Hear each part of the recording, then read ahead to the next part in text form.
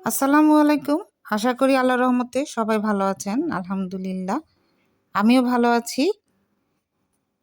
অনেক শীত পড়েছে বাংলাদেশে।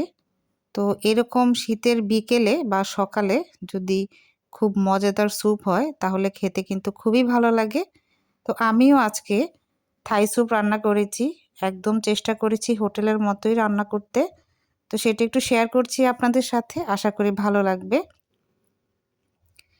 এখানে আমি ৩টি ডিমের কুসুম নিয়েছি আর কর্নফ্লাওয়ার একটু পানিতে গুলে নিয়েছিলাম, সেখান থেকে একটুখানি দিয়ে আমি খুব ভালো করে এগুলোকে মেখে নিয়েছি। খুব ভালো করে কিন্তু আমি মিশিয়ে নিয়েছি কর্নফ্লাওয়ারের সাথে। তারপর আমি চিকেনের ব্রেস্টের পিস কিছু অংশ আমি এখানে কুচি কুচি করে নিয়েছি, বেশ খানিকটাই দিয়ে দিলাম। তারপর দিয়ে দিলাম থাই পাতা এবং লেবুর পাতা। এগুলোকে আমি খুব ভালো করে সেই ডিমের মিশ্রণের সাথে মেখে নিয়েছি। একটা সাইডে রেখে দিয়েছি। এবার চুলাতে আমি একটি কড়াইতে বসিয়ে দিয়েছি পানি। এবার পানিটা আমি মেজারমেন্ট কাপের ১.৫ থেকে ২ কাপের মতো দিয়েছি। তো এরপর এর মধ্যে দিয়ে দিলাম চিনি ৩ চা চামচের মতো। তারপর স্বাদ অনুযায়ী লবণ দিয়ে দিলাম, একটুখানি টেস্টিং সল্ট দিয়ে দিলাম। তারপর দিয়ে দিলাম চিলি সস, চিকেন পাউডার দিয়েছি।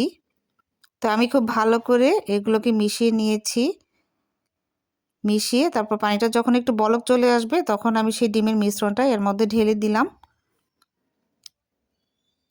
এবার কর্নফ্লাওয়ার গুলি রেখেছিলাম সেটা দিয়ে দিলাম। আর থিকনেসটা আসলে আপনারা পছন্দ মতো দিবেন। খুব বেশি ঘন খেতে চাইলে কর্নফ্লাওয়ারটা একটু বাড়িয়ে দিবেন। আমি আরও একটু দিয়ে দিচ্ছি। আমি কিন্তু টমেটো সস, চিলি সস দিয়েছি।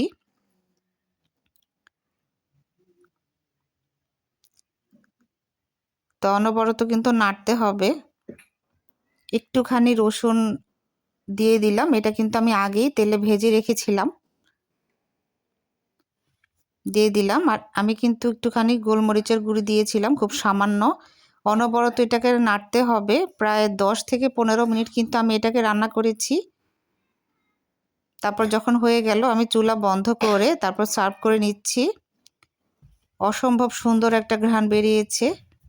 আর এটা খেতেও কিন্তু খুবই মজার হয়েছিল, একদম হোটেলের মতো। আপনারা এভাবে চেষ্টা করবেন রান্না করতে, খুবই ভালো হয়েছিল। আশা করি আপনাদের কাছেও ভালো লেগেছে। সবাই ভালো থাকবেন আল্লাহর রহমতে। আল্লাহ হাফেজ।